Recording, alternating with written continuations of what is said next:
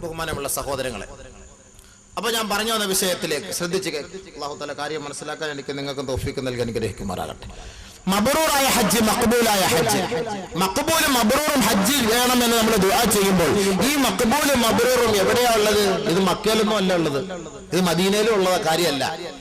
മഖ്ബൂലും മബ്റൂറുമായ ഹജ്ജാക്കണേ എന്ന് ദുആ ചെയ്യുമ്പോ ഓർക്കണം സഹോദരങ്ങളെ, മഖ്ബൂലും മബ്റൂറുമായ ഹജ്ജ് ഏതൊരു ഹാജി നാട്ടിൽ നിന്ന് ഹജ്ജിന് വേണ്ടി പുറപ്പെടുന്നുവോ ഈ നാട്ടിൽ വെച്ച് തന്നെയാണ് അള്ളാഹു തീരുമാനമെടുക്കുന്നത്.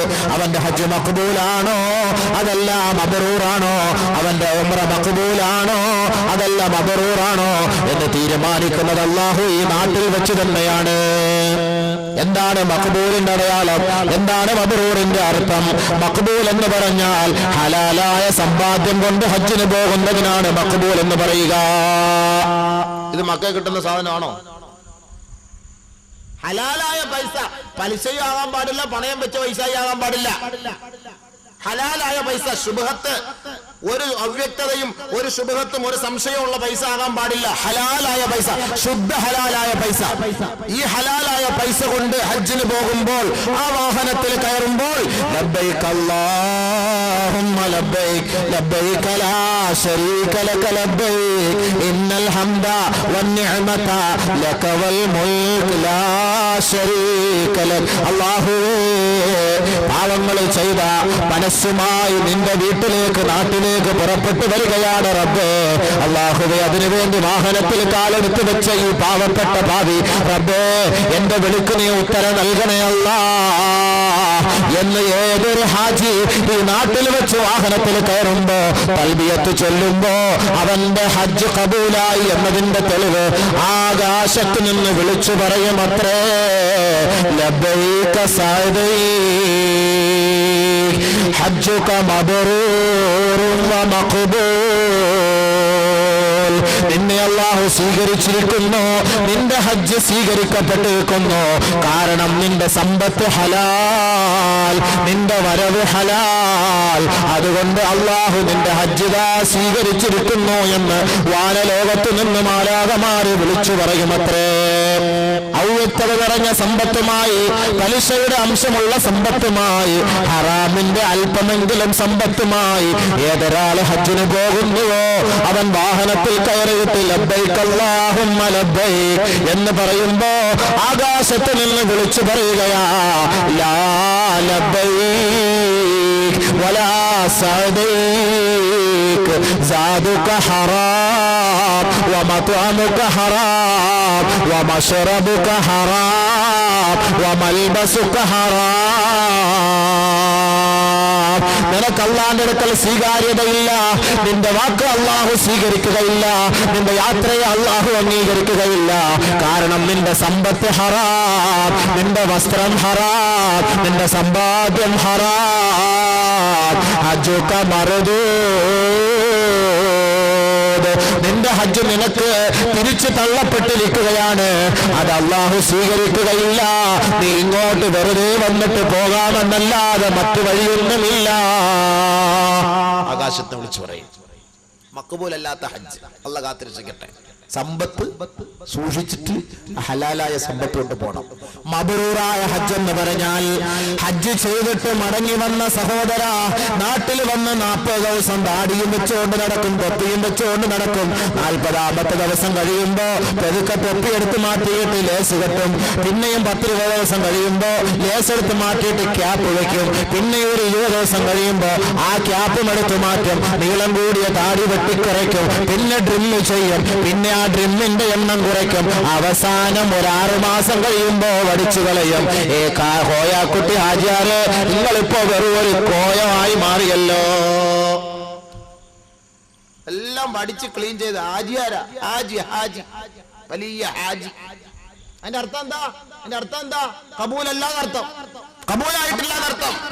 ഹജ്ജ് ചെയ്ത ഒരു സഹോദരൻ മടങ്ങി വന്ന് മരിക്കുന്നത് വരെ അല്ലാഹയെ ഭയന്ന് ജീവിക്കുന്നവനായി മാറിയാൽ, ഇസ്ലാമിന്റെ ശിയാറുകളോട് കൂടി അവൻ ജീവിച്ചാൽ അവന്റെ ഹജ്ജാണ് മബ്റൂറായ ഹജ്ജെന്ന് ഇബ്നു അബ്ബാസ് റളിയല്ലാഹു അൻഹു വ്യക്തമാക്കി മഖ്ബൂലും മബ്റൂറും എന്താണെന്ന് മനസ്സിലാക്കി തരുന്നു. ഇതാണ് മഖ്ബൂലുൻ മബ്റൂർ. ഇത് മക്കയിലും മദീനയിലും അവിടുത്തെ സൂക്കിലും അവിടുത്തെ പിന്നെ ഇവിടെ കിട്ടുന്ന കാര്യമല്ല. നമ്മൾ വിചാരിക്കും മഖ്ബൂൽ സഫാട മോളിലും മബ്റൂർ മർവാട മോളിലും കിട്ടുന്ന സാധനമാണ്. അത് ഇനി മേടിച്ചുകൊണ്ട് വേണം ഇവിടെ വരാൻ. അത് രണ്ട് രൂപത്തിൽ അള്ളാഹ് ആക്കി തന്നിരിക്കുക. ഒന്ന് ഈത്തപ്പഴത്തിന്റെ രൂപത്തിലും ഒന്ന് സംസം വെള്ളത്തിന്റെ രൂപത്തിലും. അപ്പൊ ഈ സംസം വെള്ളം ഈത്തപ്പഴം ഒരാൾക്ക് കൊണ്ട് കൊടുക്കുമ്പോൾ ഓന്റെ ഹജ്ജും മഖ്ബൂലും മബ്റൂറുമായി.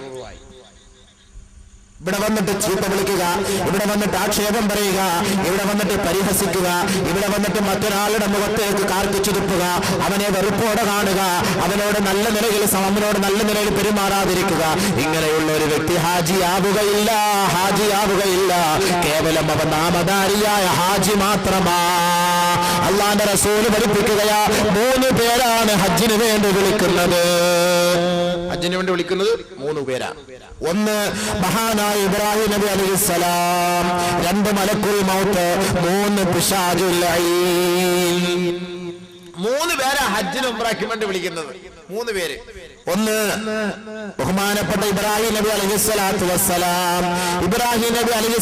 വസ്സലാം ആരെ ഹജ്ജിന് വേണ്ടി വിളിക്കുന്നുവോ അവർ പോയി ഹജ്ജ് ചെയ്തിട്ട് അല്ലാഹയെ പേടിച്ച് ഹലാലായ സമ്പാദ്യം കൊണ്ടുപോയി ഹജ്ജ് ചെയ്തിട്ട് അവർ മടങ്ങി വന്നിട്ട് മരിക്കുന്നത് വരെ അല്ലാഹയെ പേടിച്ച് ജീവിക്കുന്ന ഒരു ഹാജി ഉണ്ടെങ്കിൽ ഓർത്തുകൊള്ളണം, ഈ ഹാജിയെ വിളിച്ചത് മഹാനായ ഇബ്രാഹിം നബി അലൈഹിസ്സലാമാണ്. അദ്ദേഹത്തിന്റെ ഹജ്ജ് കബൂലായി എന്നതാണ് അതിന്റെ തെളിവ്. രണ്ടാമതൊരു കൂട്ടർ ഹജ്ജിന് വേണ്ടി പോകും. ഹജ്ജിന് വേണ്ടി ഹലാലായ സമ്പാദ്യവുമായി പോയിട്ട് ആ പരിശുദ്ധമായ മക്കയിലോ മദീനയിലോ അല്ലെങ്കിൽ ഹജ്ജിന്റെ യാത്രയിലോ എവിടെയെങ്കിലും വെച്ച് മരണം സംഭവിക്കും. അങ്ങോട്ട് പോയിട്ട് അവിടെ അടക്കം ചെയ്യപ്പെടുന്ന ഒരവസ്ഥയിലാണെങ്കിൽ ഓർത്തുകൊള്ളണം, ഈ വ്യക്തിയെ വിളിച്ചത് മലക്കുൽ മൗത്താണ്. അവിടെ പോയിട്ട് മരിച്ചാൽ ആരെ വിളിച്ച? മലക്കുൽ മൗത്ത് അസ്രായിൽ വിളിച്ചു. അവിടെ പോയി റൂഹ് പോയി. മൂന്നാമതൊരു കൂട്ടരെ വിളിക്കും ശൈത്താൻ, പിശാച് വിളിക്കും. ഈ കൂട്ടർ ഇവിടുന്ന് പോകുമ്പോഴേ ട്രാവൽസുകാരുമായിട്ട് പ്രശ്നം, വണ്ടി കേഴുമ്പം പ്രശ്നം, ചാപ്പാട് കുറവെന്ന പ്രശ്നം, ആഹാരത്തിൽ എന്തെങ്കിലും ന്യൂനത വന്ന പ്രശ്നം, റൂമിൽ എന്തെങ്കിലും കിടക്കയിൽ എന്തെങ്കിലും ബുദ്ധിമുട്ട് വന്ന പ്രശ്നം, മക്കയെന്നോ മദീനയെന്നോ ആദരിക്കപ്പെട്ട സ്ഥലമെന്നോ നോക്കാതെ അവിടെ പ്രശ്നത്തോടെ ബഹളമുണ്ടാക്കിയ ഈ ഹാജിയാര് തൊപ്പിയും താടിയും വെച്ച് ഈ നാട്ടുകാർക്ക് വന്നിട്ട് ഇവിടെ വരട്ടെ, 2 ലക്ഷം രൂപ കൊടുത്തിട്ട് കൊണ്ടുപോയിട്ട് ഞങ്ങളെ കൊണ്ട് അസീസിയായി കൊണ്ടിട്ടതാ, ഇങ്ങോട്ട് വരട്ടെ, അവന് ഞാൻ കൊടുക്കാമെന്ന് അവിടെ വെച്ച് കില പിടിച്ച് പ്രതിജ്ഞയെടുക്കും. അയാൾ ഇങ്ങ് വന്നിട്ട് ട്രാവൽസുകാരുമായി ദ്വന്ദ്വയുദ്ധമാണ്. ഇദ്ദേഹത്തിന്റെ പേരും ഹാജിയാണ്. ഓർത്തുകൊള്ളുക, ഇദ്ദേഹത്തെ കൊണ്ടുപോയത് ശൈത്താനാണ്. ശൈത്താൻ കൊണ്ടുവരെ പ്രശ്നം ഉണ്ടാകുള്ളൂ. അവിടം വരെ പോയി അങ്ങോട്ടും പ്രശ്നം, ഇങ്ങോട്ടും പ്രശ്നം, അവിടെയും പ്രശ്നം, ഇവിടെയും പ്രശ്നം. തിരിച്ചു വന്നാലും പ്രശ്നം. തിരിച്ചു വരുമ്പോൾ എല്ലാ അവസ്ഥകളും മാറ്റി പഴയ അവസ്ഥയിൽ പോയ ആരാത്? ശൈത്താൻ. അല്ലാഹ് കാത്തുരക്ഷിക്കട്ടെ. മബ്റൂറായതെന്ന് പറഞ്ഞാൽ അതാ. അപ്പൊ മനസ്സിലായോ? അപ്പൊ മഖ്ബൂലും മബ്റൂറും മനസ്സിലായോ? ഇതാണ് സമ്പത്തിൽ നമ്മൾ ശ്രദ്ധിക്കേണ്ടത്. ദുആ സ്വീകരിക്കാൻ ബഹുമാനപ്പെട്ട സഹാബി നബി തങ്ങളോട് ചോദിച്ചു, അയ്യുൽ കസ്ബി അഫ്ളലു യാ റസൂലല്ലാഹ്, അല്ലാഹുവിന്റെ റസൂലേ ശ്രേഷ്ഠമായ കച്ചവടം ഏതെന്നറിയിച്ചു തരുമോ നബിയേ? قال رسول الله صلى الله عليه وسلم, അല്ലാഹുവിന്റെ റസൂൽ പറഞ്ഞു അത്രേ, അമലുർ റജുലി ബിയദിഹി വകുല്ലു ബൈഇൻ മബ്റൂർ. ഹലാലായ പൈസ കൊണ്ട് സമ്പാദിക്കുന്ന സമ്പാദ്യവും ഒരു സഹോദരന്റെ സ്വന്തം കൈകൊണ്ട് അധ്വാനിക്കുന്ന അധ്വാനവുമാണ് യഥാർത്ഥ കച്ചവടമെന്ന് ഹബീബുനാ റസൂലുള്ളാഹി. അപ്പൊ കൊള്ള പലിശ, ചുമ്മാ ലോട്ടറി എടുത്ത് കിട്ടുന്ന കാശ്, ആരാനെ പറ്റിച്ച് കിട്ടുന്ന പൈസ, ഇൻഷുറൻസിലൂടെ കിട്ടുന്ന കാശ്, 10,000 അടയ്ക്കുമ്പോൾ 10 ലക്ഷം കിട്ടുന്നു. എന്ത് ന്യായം? മോള് പ്രസവിക്കുമ്പോൾ ലേബർ റൂമിൽ വെച്ച് നോക്കും, പെണ്ണാന്നോ, ഇടാ ഇൻഷുറൻസ് വാ ഇങ്ങോട്ട്, എന്നാ എന്റെ മോടെ പേർക്ക് ഒരു 5,000 കിടക്കട്ടെ. 18ാമത്തെ വയസ്സാകുമ്പോൾ 5.5 ലക്ഷം 6 ലക്ഷം അതെടുത്ത് ഒരുത്തന്റെ തലമണ്ടയ്ക്ക് വെച്ചു കൊടുക്കും. എന്നാ എന്റെ മോക്ക് വേണ്ടി 6 ലക്ഷം. ഈ ഹറാമ് തിന്നതിന് ഇവന് കൂലി, മേടിച്ചതിനും കൂലി, ഈ കൊടുക്കുന്ന പാവം പിടിച്ച ഇവൻ വന്ന് ചെറുക്കം വന്ന് ഈ പെണ്ണിനെ കെട്ടിക്കൊണ്ടു പോകുന്നതിനും കൂലി, എല്ലാത്തിനും കൂലി. ഇടിയോടെ ഇടി, ഒരു സുഖവും കാണൂല ഇടിക്ക്. എങ്ങനെ ജായിസാവപ്പ 5,000 രൂപ കൊടുത്തിട്ട് 5 ലക്ഷം വാങ്ങാന്ന് പറഞ്ഞാല് എന്നെ പറയുന്നത് ലൈഫ് ഇൻഷുറൻസ് കുഴപ്പമൊന്നുമില്ല, ജായിസാണ്. അതുകൊണ്ട് നമ്മൾ ചെയ്യുന്ന സമ്പാദ്യത്തിന് ഒരു ഹലാലായ ഒരു അതിന് ഇൻട്രസ്റ്റ് എന്ന് നാട്ടുകാർ പേര് വെച്ചാലും അത് ഇവർ കച്ചവടം ചെയ്യുക. കച്ചവടം ചെയ്തിട്ട് അതിൻ്റെ ഒരു വിഹിതം നമുക്കറിയാം. വിഹിതം ഈ കച്ചവടം ഇത് എവിടെയാ ചെയ്യുന്നതെന്ന് അറിയാമോ? ഈ ഇൻഷുറൻസിൻ്റെ പൈസ കൊണ്ടുപോയി. ഞാൻ അങ്ങോട്ട് പറയുന്നില്ല, പോട്ടെ. ഇന്നലെ ആൾക്കാർ പറഞ്ഞ് റമദാൻ്റെ ഒന്നും പറഞ്ഞില്ല. റമദാനോ ഇതൊക്കെ പിന്നല്ല വേറെ എന്ത്? ചുമ്മാ പോയി നോമ്പ് കുടിച്ചിട്ട് കഞ്ഞിയും കുടിച്ചിട്ട് ഏമ്പക്കം വിട്ടിട്ട് വന്ന നോമ്പ് ശരിയാവും? ഈ റമദാൻ പറഞ്ഞാൽ എന്താ സംഭവം? എല്ലാവരും ഇരിക്കുന്നത് റമദാനും ചുമ്മാ ലൈലത്തുൽ ഖദറിനെ കുറിച്ച് റമദാന്റെ നോമ്പ് ശരിയാവാനാണ് ഞാൻ ഇതൊക്കെ പറയുന്നത്. അള്ളാഹ് മനസ്സിലാക്കാൻ തൗഫീഖ് തരട്ടെ. പാവ ഉമ്മത്തിനത് മനസ്സിലാവുന്നില്ല. അള്ളാഹ് എനിക്കും നിങ്ങൾക്ക് മനസ്സിലാക്കാൻ തൗഫീഖ് നൽകട്ടെ. അമൽ ചെയ്യാനുള്ള വിഷയമായി പറയുന്നത്. ചുമ്മാ വാള് കേട്ടിട്ട് ചുമ്മാ കുറെ പാട്ടും പാട്ട് എഴുന്നേറ്റ് പോയത് എന്താ 2 ദിവസം ഒന്ന് പ്രസംഗിച്ചത്? എന്ത് കിട്ടി എന്ന് ചോദിച്ചാൽ എന്താ അതിന്റെ അർത്ഥം? ഇന്നലെ പറഞ്ഞു കുടുംബ ബന്ധം ചേർക്കുന്നതിനെ കുറിച്ച് ആരെങ്കിലും ചേർത്ത ഒരാളെന്ന് കൈവെക്കും, ഒരു ദ്വാരക്കട്ടെ. ആരെങ്കിലും ഒരാൾ ചേർത്ത ഒരാൾ കൈവ പേടിയാക്കണ്ട. എന്താ? ആരെങ്കിലും ഒരാൾ സലാം പറഞ്ഞോ പോയി ആരോടെങ്കിലും സ്വർഗത്തിൽ പോകണം താല്പര്യം ഇല്ലായിരിക്കും അല്ലേ? ഇന്നലെ ഒരു സഹോദരൻ പറഞ്ഞു 50% എതിർത്ത് ഭിന്നിച്ചിരിക്കുകയാണെന്ന്. എങ്ങനെ സ്വർഗത്തിൽ പോകും? സലാം പറയണ്ടേ പോയി? ഒരു സലാമെങ്കിലും ചൊല്ലി നിങ്ങളുടെ കുടുംബ ബന്ധത്തെ നിലനിർത്തണമേ എന്ന് നബി തങ്ങൾ പറഞ്ഞെങ്കിൽ നിങ്ങൾ പൈസ ഒന്നും കൊടുത്തില്ല കുഴപ്പമില്ല, ഒരു സലാമെങ്കിലും പറ എന്ന് പറഞ്ഞിട്ട് ആരെങ്കിലും കേട്ടോ? അപ്പൊ കുടുംബം എന്താ ആരെയും മുറിച്ചിട്ടില്ല എന്നർത്ഥം ഇല്ലേ?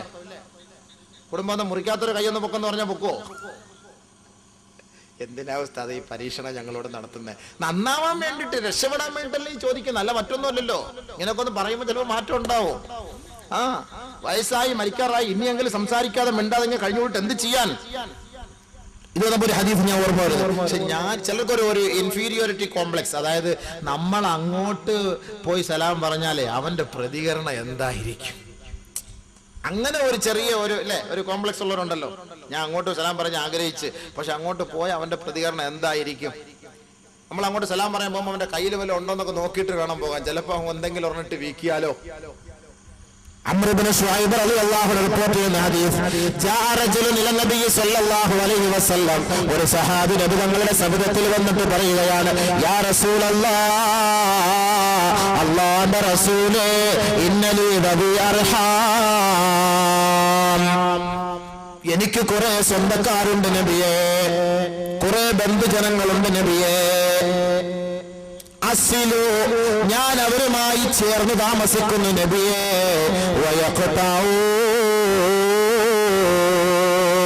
അവർ എന്നെ മുറിച്ചു മാറ്റുന്നു യാ റസൂലല്ലാഹ്,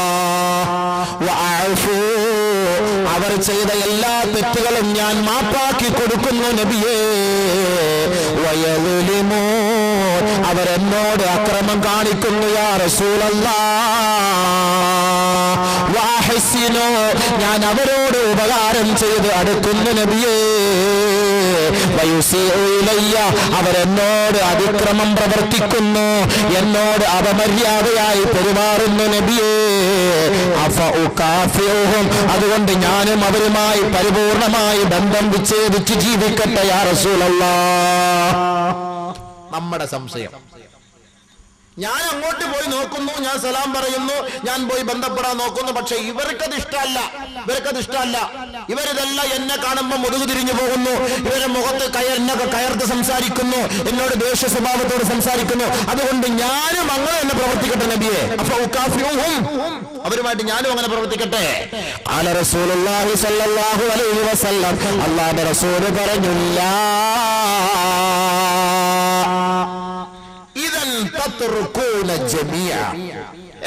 നീ അങ്ങനെ പ്രവർത്തിക്കരുത്, അവരങ്ങനെ ചെയ്തോട്ടെ, നീ അതങ്ങോട്ട് വിട്ടുകള, നീ അതൊട്ട് വലിയ കാര്യാക്കണ്ട. അവരോട് നല്ല നിലയിൽ പ്രവർത്തിക്കണം, അവരോട് ഔദാര്യത കാണിക്കണം, അവരോട് മാന്യത കാണിക്കണം. അങ്ങനെ നീ കാണിച്ചാൽ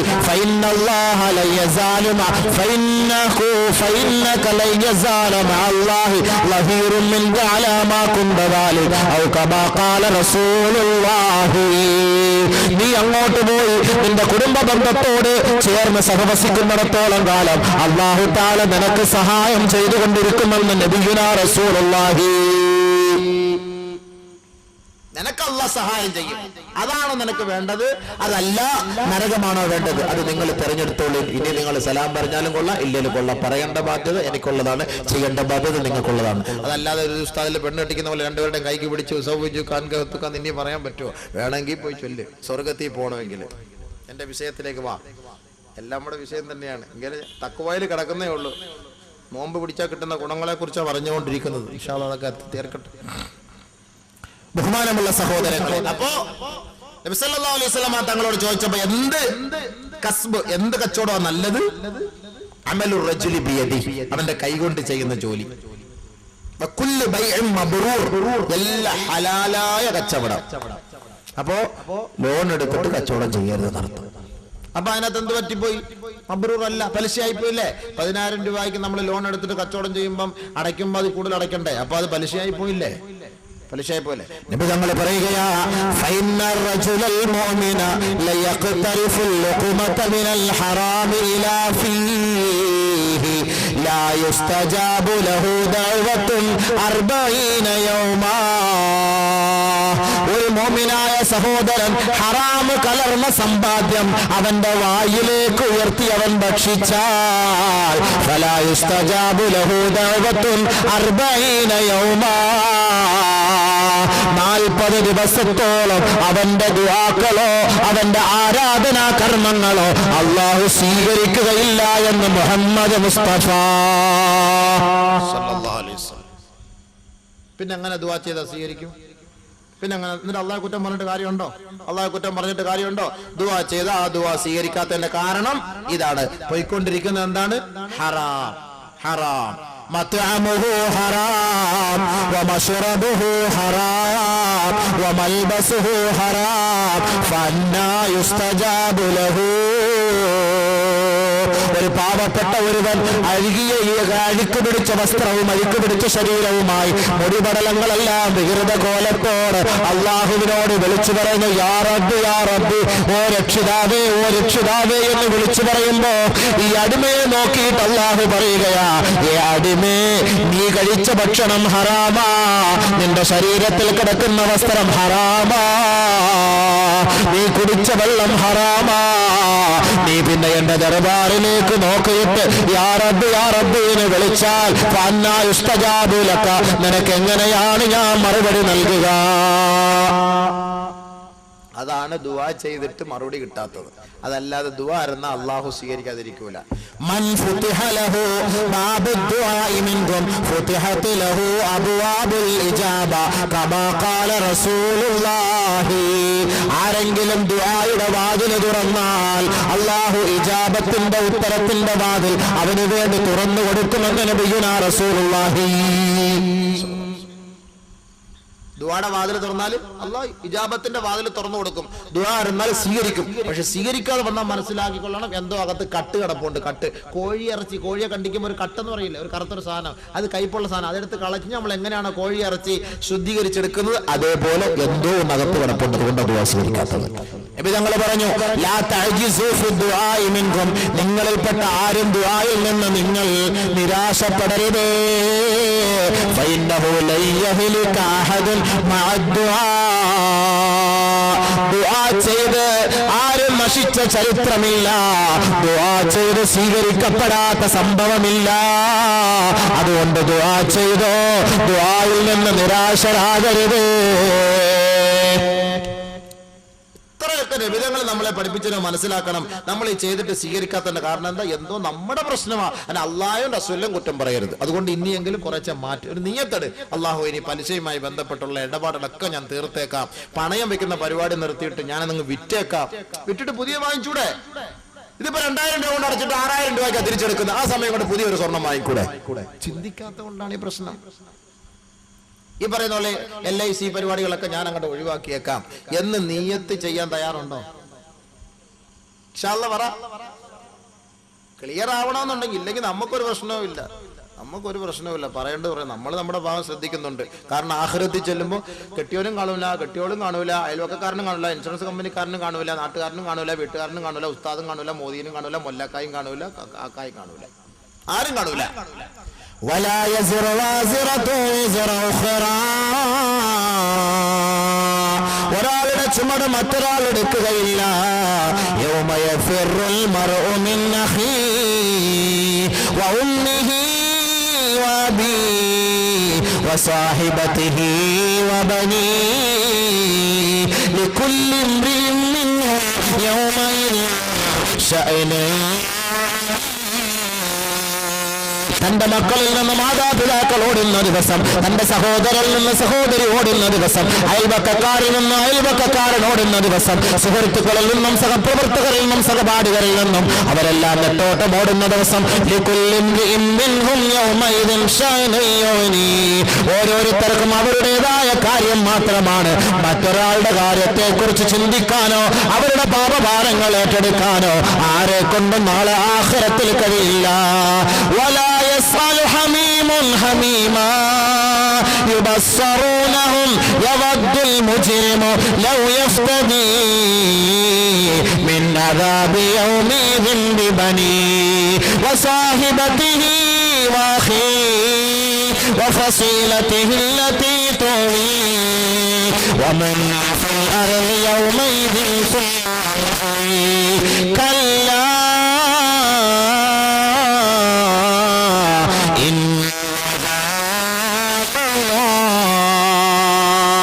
ദുനിയാവിൽ വെച്ച് എല്ലാ തെറ്റുകുറ്റങ്ങൾക്കും കൂട്ടുനിൽക്കുന്ന സഹോദരങ്ങൾ, കൂട്ടുനിന്നുകൊണ്ട് എല്ലാ മോശമായ പ്രവർത്തനത്തിനും സംഭവത്തിനും സാക്ഷ്യം വഹിച്ച സഹോദരങ്ങളെ നാളെ അല്ലാഹു ആഖിറത്തിൽ ഒരുമിച്ച് കൂട്ടും. ഈ ദുനിയാവിൽ വെള്ളമടിക്കാൻ പ്രേരിപ്പിച്ചവർ, സിനിമ കാണാൻ പ്രേരിപ്പിച്ചവർ, വ്യഭിചരിക്കാൻ പ്രേരിപ്പിച്ചവർ, പലിശ വാങ്ങാൻ പ്രേരിപ്പിച്ചവർ, ചീട്ട് കളിക്കാൻ പ്രേരിപ്പിച്ചവർ, പണയം വെക്കാൻ പ്രേരിപ്പിച്ചവർ, അതുമായി ബന്ധപ്പെട്ട സകലമാന വൃത്തിഹീനമായ നടപടികൾക്കും പ്രേരിപ്പിച്ചവർ, ഇവരെ എല്ലാവരെയും നാളെ ആഖിറത്തിൽ അല്ലാഹു ഒരുമിച്ച് കൂട്ടും. എന്നിട്ട് സ്വർഗത്തിൽ കടക്കാൻ കടമ്പോൾ അടുത്തു നിൽക്കുമ്പോ അല്ലാഹു തആല അവനോട് പറയും അത്രേ, ഇതാ നിന്റെ കൂട്ടുകാരൻ, ഇവനാണല്ലോ നിന്നെ വഴിതെറ്റിച്ചത്. യുബസ്സറൂനഹും ഇവനെ അല്ലാഹു കാണിച്ചു കൊടുക്കും. ഇതാ നിന്നെ വഴിതെറ്റിച്ചവൻ. നമസ്കരിക്കാൻ പള്ളിയിലേക്ക് പോകുമ്പോൾ അതിന് തടസ്സം നിന്നവൻ. മദ്യപിക്കരുത് എന്ന് പറഞ്ഞപ്പോൾ അല്പം സ്കോച്ച് നിലക്കും വാങ്ങിത്തന്ന് നിന്നെയും മദ്യപിക്കുന്നതിന് കൂട്ടിയിണക്കിയവൻ. പലിശ വാങ്ങരുത് എന്ന് പറഞ്ഞപ്പോൾ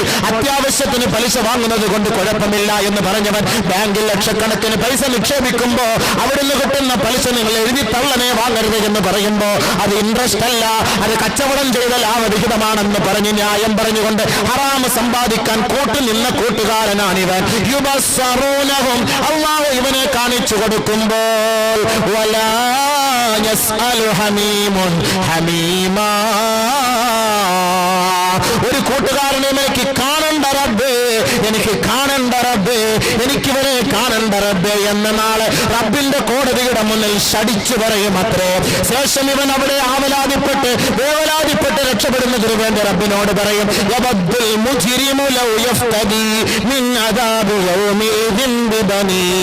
അല്ലാഹുവേ, എന്റെ പൊന്നു മോനെ, നിനക്ക് വേണമെങ്കിൽ ഞാൻ പണയം തരാം, നിനക്ക് വേണമെങ്കിൽ ബലി നൽകാം, എന്നെ ഈ നരക ശിക്ഷയിൽ നിന്ന് രക്ഷപ്പെടുത്തണേ അല്ലാഹ്. യവദ്ദുൽ മുജ്രിമു, ഓരോ പാവിയും അക്രമിയും അവൻ ആഗ്രഹിക്കും, ലൗ യഫ്തദി മിൻ അദാബി യൗമിദിൻ ബിബനി, തന്റെ വാത്സല്യ മിത്രങ്ങളെ പുത്രങ്ങളെ അല്ലാഹുവേ നിനക്ക് നൽകിക്കൊണ്ട് ഈ നരക കുണ്ടാരത്തിൽ നിന്ന് രക്ഷപ്പെടുന്നതിന് വേണ്ടി നിനക്ക് വേണ്ടി എന്ത് സമർപ്പണവും ചെയ്യാമെന്ന് കുറ്റവാളികൾ ആഗ്രഹിക്കുമത്രേ. വസാഹിബതിഹി, തന്റെ ഭാര്യയെ വേണമെങ്കിൽ തരാം. വഫസീലതിഹി അല്ലതി തൂവി, തനിക്ക് അഭയം നൽകിയ മാതാവിനെ വേണമെങ്കിൽ തരാം, തനിക്ക് അഭയം നൽകിയ പിതാവിനെ വേണമെങ്കിൽ തരാം. വമൻ ഫിൽ അർളി യൗമഇദിൻ സുമ്മ യൻജി. അല്ലാഹ്, ഈ ദുനിയാവിൽ താമസിച്ച മാനവരാശികളെ മുഴുവനും നിന്റെ മുന്നിൽ ഞാൻ സമർപ്പിക്കാം. സുമ്മ യുൻജി, ഈ നരക കൊണ്ടാരത്തിൽ നിന്ന് എന്നെ ഒന്ന് രക്ഷപ്പെടുത്തുമോ നാഥാ, എന്നെ ഒന്ന് സംരക്ഷിക്കുമോ നാഥാ, എനിക്കൊരഭയം നൽകുമോ നാഥാ എന്ന് നാളെ അല്ലാഹുവിന്റെ കോടതിയുടെ മുന്നിൽ നിലവിളി വിളിച്ചുകൊണ്ട് ഇവൻ ആക്ഷേപിച്ച് ഇവൻ ആവലാതിപ്പെട്ട് റബ്ബിന്റെ മുന്നിൽ പറയുമ്പോ അല്ലാഹുവിന്റെ മറുപടി കല്ലാ. ദുനിയാവിൽ എത്രയോ വാൾ നീക്കി കേട്ടില്ലേ? എത്രയോ പ്രഭാഷണത്തിന് സാക്ഷ്യം വഹിച്ചില്ലേ? എത്രയോ ഉസ്താദുമാരുടെ മജ്‌ലിസിൽ പോയിരുന്നില്ലേ? എത്രയോ കാസറ്റ് നിങ്ങൾ കേട്ടില്ലേ? എന്നിട്ട് ദുനിയാവിലെ നൈമിഷികമായ ജീവിതത്തിന്റെ രസാനുഭൂതികൾക്ക് വേണ്ടി ഈ ഹറാമ് മുഴുവനും സമ്പാദിച്ചു കൂട്ടിയില്ലേ? അവലം നുഅമ്മിറുകും മാ യതദക്കറു ഫീ മൻ തദക്കറ വജാഅകുമുൻ നദീർ. എത്രയെത്ര പ്രഭാഷകരും എത്രയെത്ര ദൂതന്മാരും നിന്റെ മുന്നിലേക്ക് വന്നുകൊണ്ട് അള്ളാഹുവിന്റെ അജയ്യതയെ കുറിച്ച് വിളിച്ചോതിയില്ലേ? ആഖിറത്തിന്റെ വിശാലതയെ കുറിച്ച് പറഞ്ഞ് മനസ്സിലാക്കിയില്ലേ? നരക ഗുണ്ടാരത്തിന്റെ ശിക്ഷയെ കുറിച്ച് താക്കീത് നൽകിയില്ലേ? ഖാലൂ ബലാ ഖദ് ജാനാ നദീർ. അതേ റബ്ബേ, അതേ റബ്ബേ, സത്യമാണ് റബ്ബേ, വന്നിരുന്നു അല്ലാഹുവേ. ധാരാളം പ്രഭാഷകരുടെ പ്രഭാഷണം കേട്ടവരാണ് റബ്ബേ. ധാരാളം ഖുർആനിന്റെ സദസ്സിൽ പങ്കാളികളായവരാണ് റബ്ബേ. ധാരാളം കാസറ്റുകൾ കേട്ടവരാണ് റബ്ബേ. പ്രവാചകന്മാര് വന്ന ഓരോ വാക്കുകളും ഞങ്ങൾ പെറുക്കിയെടുത്തവരാണ് റബ്ബേ. അതെല്ലാം സത്യമാണ് അല്ലാ. പക്ഷേ നിന്നോട് ഞങ്ങൾ അഭയം തേടുന്നു, നിന്നോട് ഞങ്ങൾ ഒരു അപേക്ഷ സമർപ്പിക്കുന്നു. റബ്ബനാ അഖ്രിജ്നാ മിൻഹാ ഫഇൻ ഉദ്നാ ഫഇന്നാ ളാലിമൂൻ. അല്ലാഹുവേ, ഒരല്പ ജീവിതം കൂടി ഞങ്ങൾക്ക് നീ നൽകിയിട്ട് ഞങ്ങളെ നീ ഞങ്ങളുടെ നാട്ടിലേക്ക് തിരിച്ചയക്കണമേ. ഞങ്ങൾ ഇനി മേലിൽ ഹറാമിന്റെ ഒരു വാക്കും ഹറാമിന്റെ ഒരു പ്രവൃത്തിക്കും കൂട്ടുനിൽക്കുകയോ സമ്പാദിക്കുകയോ ചെയ്യില്ല അല്ലാ എന്ന് ഫഇന്നാ മൂഖിനൂൻ ഉറപ്പ് നൽകുന്നു അല്ലാ, ഉറപ്പ് നൽകുന്നു അല്ലാ.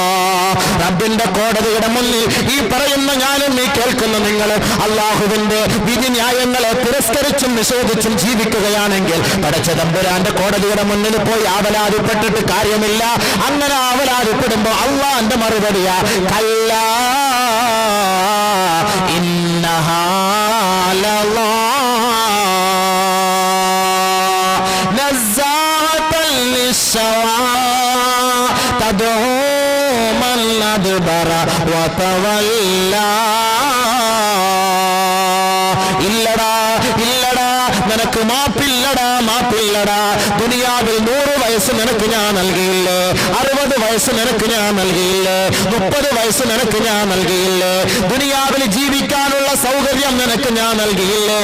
ആ സന്ദർഭത്തിൽ ചിന്തിക്കാൻ നിനക്ക് കഴിയുമായിരുന്നു, ഓർക്കാൻ നിനക്ക് കഴിയുമായിരുന്നു, പ്രവർത്തിക്കാൻ നിനക്ക് കഴിയുമായിരുന്നു. ദുനിയാവിന്റെ ലഹരിയിൽ നീ മൂടിപ്പോയില്ലേ? അതിൽ നീ വ്യാപൃതനായില്ലേ? ഇപ്പോൾ നീ ഖേദിച്ചിട്ട് കാര്യമില്ല. ആ കത്തിക്കാണുന്ന നരകമാണ് നിന്റെ സങ്കേതം, അതാണ് നിന്റെ വാസസ്ഥലം. നസ്സാഅതൻ ലിശ്ശവാ. ശരീരത്തിന്റെ രോമകൂമങ്ങളെ കത്തിച്ചു ഉരുക്കിക്കളയുന്ന ആ കൊടും ക്രൂരത കിട്ടുന്ന ആ സങ്കേതമാണ് നിനക്കുള്ളത്. തദോ, ആ നരകം വിളിക്കുന്നു മന്നത് പർവ്വതമല്ല. എത്ര വാല് കേട്ടിട്ടും എത്ര പ്രഭാഷണം കേട്ടിട്ടും എത്ര ദൂതന്മാര് വന്നിട്ട് നിങ്ങൾക്ക് കാര്യങ്ങൾ പറഞ്ഞു തന്നിട്ടും അത് സ്വീകരിക്കാതെ പിന്തിരിഞ്ഞു പോയില്ലേ? പിന്തിരിഞ്ഞു പോയില്ലേ? നമസ്കാരം നടക്കുമ്പോ കൂസലില്ലാതെ വീടിന്റെ ഉമ്മറപ്പടിയിലിരുന്ന് സംസാരിക്കൂലേ? നമസ്കാരത്തിന്റെ സമയമാകുമ്പോ ബാങ്ക് വിളിക്കുമ്പോ TV കണ്ട് രസിക്കൂലേ? പരിശുദ്ധമായ ജുമാഅ ദിവസത്തിന് റിലീസ് പടങ്ങൾ കാണാൻ തള്ളിക്കയറൂലേ? അള്ളാഹുവിന്റെ വീട്ടിൽ വന്ന് വരിവരിയായി നിൽക്കുന്നതിന് നാണം കെട്ട മനുഷ്യൻ ബിവറേജസ് കോർപ്പറേഷനിൽ പോയി ക്യൂ നിന്നില്ലേ? അതുകൊണ്ട് നിനക്കുള്ള സങ്കേതമാണ് ഈ ലളാ എന്ന സങ്കേതം. വിടില്ല, വിടില്ല. നസ്സാഅതൻ ലിശ്ശവാ. നിന്നെ കരിച്ചു കളയും, നിന്നെ കരിച്ച് ചാമ്പലാക്കി കളയും. കുല്ലമാ നളിജത് ജുലൂദുഹും ബദ്ദൽനാഹും ജുലൂദൻ ഗൈറഹാ ലിയദൂഖുൽ അദാബ്. ശരീരമാസകലം കരിച്ചു ചാമ്പലാക്കി നിന്റെ ശരീരത്തെ ആവരണം ചെയ്തിരിക്കുന്ന എല്ലാ തുകലുകളും കത്തിച്ചാമ്പലാകുമ്പോ ബദ്ദൽനാഹും ജുലൂദാ. നാം വീണ്ടും നിനക്ക് പുതിയ തുകൽ നൽകുകയാ. ഗൈറഹാ, പഴയ തുകലിനേക്കാൾ ലിയദൂഖുൽ അദാബ്. നിരന്തരം നീ ശിക്ഷ രുചിച്ചുകൊണ്ടിരിക്കണം, അനുഭവിച്ചുകൊണ്ടിരിക്കണം. അതിനുവേണ്ടി നിനക്ക് ഞാൻ നിന്റെ ശരീരത്തിലെ പഴയ തോലുകളെല്ലാം കത്തിച്ചാമ്പലാകുമ്പോൾ വീണ്ടും ഞാൻ പുതിയ തോല് നൽകി നരക കുണ്ടാരത്തിലേക്ക് വലിച്ചെറിയുമത്രേ. അലൈഹാ 19 മലക്കുകളെ നിന്റെ മേൽ ഞാൻ ആധിപത്യം ചെലുത്തുന്നതിന് പറഞ്ഞേക്കും. ലാ യഅസൂനല്ലാഹ മാ അമറഹും വയഫ്അലൂന മാ യുഅമറൂൻ. അല്ലാഹു പറയുന്നത് പോലെ ആ മാലാഖമാരെ സ്വീകരിക്കുമത്രേ. നീ എത്രത്തോളം നിലവിളിച്ചാലും എത്രത്തോളം നരകത്തിൽ നിന്ന് കുതറി മാറാൻ ശ്രമിച്ചാലും അവർ നിന്നെ വെറുതെ വിടുകയില്ല. അവർ നിന്നെ വെറുതെ വിടുകയില്ല. അവർ നിന്നെ പീഡിപ്പിച്ചുകൊണ്ടിരിക്കും. ആ പീഡനത്തിന് നീ ഇരയായിക്കൊണ്ടിരിക്കണം. അതൊന്ന് ലഘൂകരിക്കുന്നതിന് വേണ്ടി റബ്ബിനോട് നീ യാചിക്കും. ثم لا يذوق ثم لا يموت فيها ولا يحيا لا يقضى عليهم فيموتوا ولا يخفف عنهم من عذابها. നീ നിലവിളിച്ച് പടച്ച തമ്പുരാനോട് പൊട്ടിക്കരയുമ്പോ, ദുനിയാവിൽ വെച്ച് കരയുമ്പോ നിന്നെ സഹായിക്കാൻ 100 പേര് വരുമെങ്കിൽ ആ നരക കുണ്ടാരത്തിൽ ഒറ്റയ്ക്ക് കിടന്ന് നിലവിളിക്കുമ്പോ ലാ യുഖ്ളാ അലൈഹിം ഫയമൂതു. അല്ലാഹുവേ, നീ ഒന്ന് മരിപ്പിച്ചു കളയണമേ റബ്ബേ, മരിപ്പിച്ചു കളയണമേ റബ്ബേ എന്ന് റബ്ബിനോട് നീ പറയുമ്പോ അല്ലാഹുവിന്റെ തീരുമാനമാണ് ലാ യമൂതു. മരിക്കണ്ട, മരിക്കണ്ട, നരകത്തിൽ മരണമില്ല. വലാ യുഖഫഫു അൻഹും മിൻ അദാബിഹാ. നിനക്കുള്ള ശിക്ഷയിൽ നിന്ന് ഒരു ഇളവ് പോലും അല്ലാഹു ചെയ്യുകയില്ല. അല്ലാഹു കാത്തുരക്ഷിക്കട്ടെ. അല്ലാഹു നരകത്തിൽ നിന്ന് രക്ഷപ്പെടുത്തുമാറാകട്ടെ. ഒരു രക്ഷയിൽ അവിടെ പോയി കിടന്ന് പൊട്ടിക്കരഞ്ഞിട്ട് നിലവിളിച്ചിട്ട് കാര്യമില്ല. ഇവിടെ വെച്ച് മാറാനുള്ള അവസരമാണിത്. ഇവിടെ വെച്ച് മാറാനുള്ള അവസരമാണിത്. ഇപ്പോൾ നമ്മൾ മാറി തൗബ ചെയ്ത് അള്ളാഹുവിന്റെ മുന്നിൽ നമ്മുടെ തെറ്റുകുറ്റങ്ങളൊക്കെ സമർപ്പിക്കാൻ തയ്യാറായാൽ 100 വട്ടം അള്ളാഹു സ്വീകരിക്കും. 100 വട്ടം അള്ളാഹു സ്വീകരിക്കും. അള്ളാഹു സുബ്ഹാനഹു വ തആല അള്ളാഹു മാപ്പ് ചെയ്തു തരും. നമ്മൾ തൗബ ചെയ്ത് പഠിച്ചവന്റെ വിവരമില്ലായ്മയുടെ പേരിൽ ഞാൻ ലോൺ എടുത്തു, വിവരമില്ലായ്മയുടെ പേരിൽ സിസിക്ക് വണ്ടി എടുത്തു, വിവരമില്ലായ്മയുടെ പേരിൽ ഞാൻ ഹറാമായ വഴികളുമായി ബന്ധപ്പെട്ടു. യാ അല്ലാഹ്, ഞാൻ പ്രതിജ്ഞ എടുക്കുന്നു, ഇനി മേലില്ല റബ്ബേ, ഇനി മേലില്ല അല്ലാഹ്.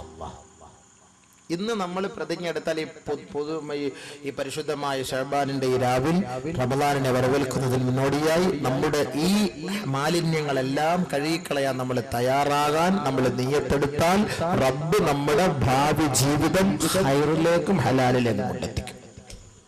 അല്ലെങ്കിൽ നരകത്തിൽ പോയി അള്ളാന്റെ മുന്നിൽ പോയി ഓശാനിച്ച് നിൽക്കേണ്ടി വരും. അതുകൊണ്ട് എല്ലാവരും തൗബ ചെയ്തോ. ഇൻഷാ അല്ലാഹ് തൗബ ചെയ്യൂലേ? ഇതിൽ നമുക്ക് മാറണം. കുറേശ്ശെ ഉള്ള വരുമാനം മതിയെന്ന്, ഉള്ളത് മതി. എന്തിനായി വാരിക്കും? ഇന്നലെ പറഞ്ഞു കേട്ടില്ല, ഇന്നലെ നമ്മളതൊക്കെ പറഞ്ഞായിരുന്നല്ലോ. അപ്പൊ അല്ലാഹയെ പേടിച്ചാൽ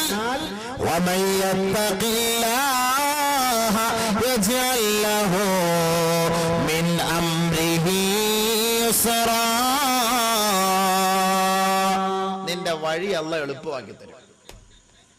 എല്ലാ കാര്യങ്ങളും അല്ലാഹ് എളുപ്പമാക്കി തരും. നിസ്സാരം, ഈസിയാക്കി അല്ലാഹ് തരും. അല്ലാഹയെ പേടിച്ചാൽ, അല്ലാഹയെ പേടിച്ചാൽ ഈസിയാക്കി തരും. എല്ലാത്തിനും പരിഹാരം. മിൻ അംരിഹി യുസ്റ. ഇനിയും അല്ലാഹുവിനെ പേടിച്ച് തഖ്വ ഉള്ളവരായി മാറിയാൽ അല്ലാഹു നമ്മുടെ കൂട്ടത്തിലുണ്ടാകും. നമ്മളിപ്പോ ഒരു യാത്ര ചെയ്യുമ്പോഴേ, കാറിലൂടെ യാത്ര ചെയ്യുമ്പോൾ ഒരു രാഷ്ട്രീയക്കാരൻ കൂടെ ഉണ്ടെങ്കിൽ നമ്മൾ ബെൽറ്റ് ഇടൂല. ഡ്രൈവർ എന്താ, നമ്മുടെ MLA ഇരിക്കല്ലേ, പോലീസൊന്നും കൈ കാണിക്കൂല.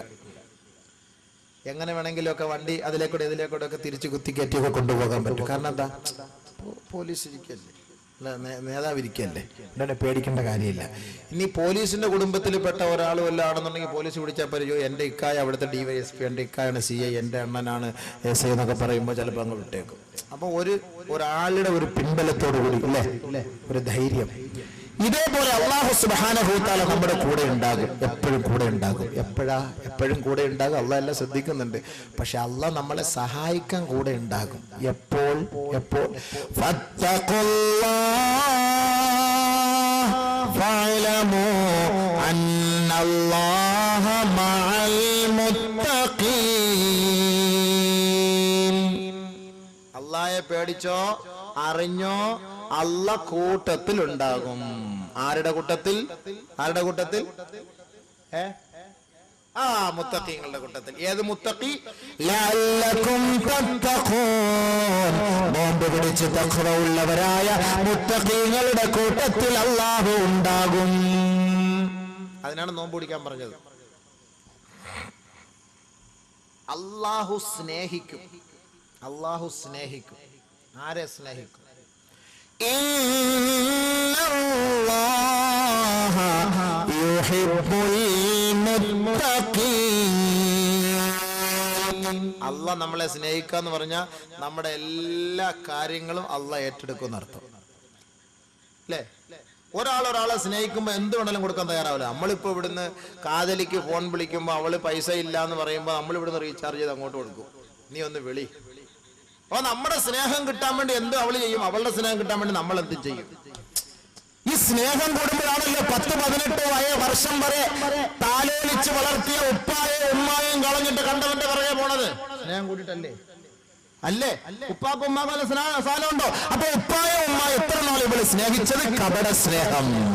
കേവലം ഒരു 2 ആഴ്ച കൊണ്ട് ഒരു മിസ്കാളിലൂടെ വന്ന ഒരു ബന്ധത്തിന്റെ പേരിൽ അവൻ പറഞ്ഞു, വർണ്ണിക്കാവില് വാ, ഇന്ന ജംഗ്ഷനിൽ വാ, ഞാൻ ഇന്ന ഡ്രസ് ഇട്ടിരിക്കും, ഇന്ന വണ്ടിയിലായിരിക്കും വരുന്നത്, നീ ഏത് ഡ്രസ്സാ? ആ ഡ്രസ്സ് എല്ലാം കേട്ട് 10-18 വയസ്സായ പെണ്ണ് 10-18 വർഷം വരെ ഉമ്മായും വാപ്പായും താഴെ വെക്കാതെ, നിലത്ത് വെക്കാതെ, മോളി വെക്കാതെ ലിഫ്റ്റിൽ കൊണ്ട് അങ്ങോട്ടും ഇങ്ങോട്ടും നടന്ന പെണ്ണ് അവസാനം ഒരു ചെറുക്കന്റെ പുഞ്ചിരി കണ്ടുകൊണ്ട് ഇറങ്ങി തിരിച്ചുപോയി ലിഫ്റ്റിക്കും പരട്ടിക്കൊണ്ട്. മഹബത്ത്. അവൻ കൊണ്ടുപോയി പഴഞ്ചാറ് പോലെ ജ്യൂസ് അടിച്ച് കളഞ്ഞിട്ട് ആ ചവറ് കളയുന്നത് പോലെ കളഞ്ഞ് ഏതെങ്കിലും റെയിൽവേ ട്രാക്കിൽ കിടക്കുമ്പോൾ അവിടുന്ന് വിളിച്ചു പറയും, ദാണ്ട് ഒരു കൊച്ചവിടെ കിടക്കുന്നത്. ഇവിടുന്ന് ഉപ്പ കാണാതെ അവിടെ പോലീസ് സ്റ്റേഷനിൽ പരാതി പോയി നോക്കുമ്പോൾ അമ്മയുടെ മോള് നഫീസ, അമ്മയുടെ മോള് അസീന, അമ്മയുടെ മോള് സുമയ്യ, അമ്മയുടെ മോള് ഷക്കീല എല്ലാം അവിടെ കാണും. അതല്ലേ സംഭവിക്കുന്നത്? ഈ ഒളിച്ചോണ്ട് പോയി അടിച്ചു മാറ്റിയിട്ട് ദാമ്പത്യ ജീവിതം, സ്വസ്ഥമായ ജീവിതം നയിച്ച എവനെങ്കിലും ഉണ്ടോ? ഈ വലാ മുസീബത്തിനോട് പറഞ്ഞാൽ കേൾക്കൂ? ഇവളുമാരോട് ആരാ പറയാ? എത്ര പ്രാവശ്യം പറഞ്ഞ ആര് കേൾക്കാന്? അനുഭവങ്ങൾ വന്നോണ്ടിരിക്കുക. എന്നിട്ട് കേൾക്കോ വലാകള്? അതാ മൂത്തുപോയി മഹബത്ത്. സ്നേഹം മൂത്തുപോയി. അതാ പ്രശ്നം. ഈ സ്നേഹം അള്ളാഹുവിനോട് റസൂലിനോട് ആയിരുന്നെങ്കിൽ എന്ത് റാഹത്തായി പോയനെ. അവരെയും കൊണ്ട് ഒളിച്ചോടാൻ. അവരെ കിട്ടൂരല്ലേ ഒളിച്ചോടാന്? അത് കിട്ടുമെന്ന് സ്നേഹിച്ചു നോക്കണം. കിട്ടുമോന്നറിയാം. സ്നേഹിച്ചു നോക്കണം. കൈ കെട്ടുമ്പോൾ തന്നെ ഒരു ഇൻട്രസ്റ്റ് ആയിരിക്കും അള്ളാന്റെ മുന്നിൽ കൈ കെട്ടുമ്പോൾ തന്നെ. കാരണം എന്താ? നമ്മുടെ മുന്നിലെ സ്വർഗവും ആ രംഗവും അവിടുത്തെ അവസ്ഥകളെല്ലാം മുന്നിൽ വന്നിക്കുമ്പോൾ ഒരു പ്രത്യേകമായ ഒരു അനുഭൂതി. ഇതൊന്ന് കൈ കെട്ടുമ്പോൾ സിനിമാ നടന്മാരെ നമ്മുടെ മുന്നിൽ തെളിഞ്ഞു വരുന്നത്. കാരണം എന്താ? മഹബത്ത് അങ്ങോട്ട് പോയി അല്ലേ? ഇല്ലാന്ന് പറയാൻ പറ്റൂല. ഫാൻസ് അസോസിയേഷൻ എന്തിനാ? മമ്മൂട്ടി എങ്ങനെയാണോ നിക്കറിട്ടത് അതേപോലെ ഇവന് നിക്കറിടുന്നത്. മമ്മൂട്ടി എങ്ങനെയാണോ മുടി വളർത്തിയത് അതേപോലെ ഇവനും മുടി വളർത്തുന്നത്.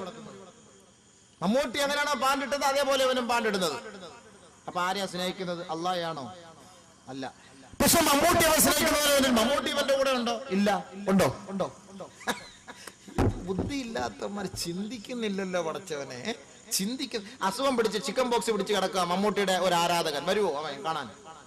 അവന്റെ പെങ്ങളുടെ കല്യാണം. മമ്മൂട്ടിയെ ഫോൺ വിളിച്ച് ഇക്ക അത് പറഞ്ഞേക്കാം, നമ്മള് നിങ്ങളുടെ ആരാധകനേക്കാ, വരുവോ? എടാ ഒരു 100 രൂപ മണിയോടെങ്കിലും അയച്ചു തരുവോ? ഇവ അങ്ങേർക്ക് വേണ്ടി ഫ്ലെക്സ്, അത് ഇത് മറ്റേ ഇറച്ചി എല്ലാം വെച്ചു.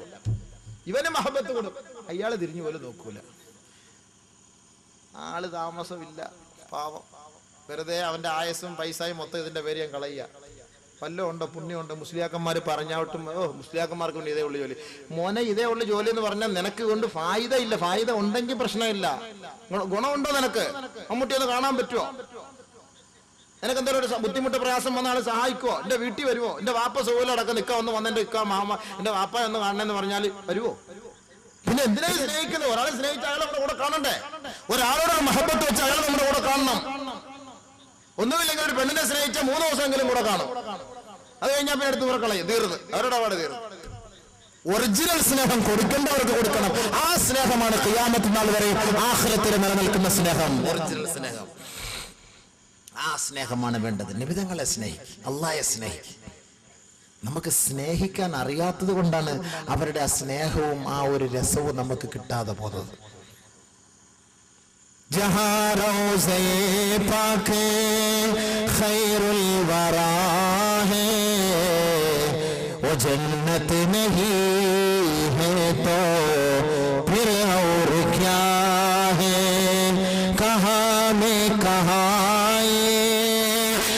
सीने की गलियां वो किस्मत नहीं है तो फिर और क्या है।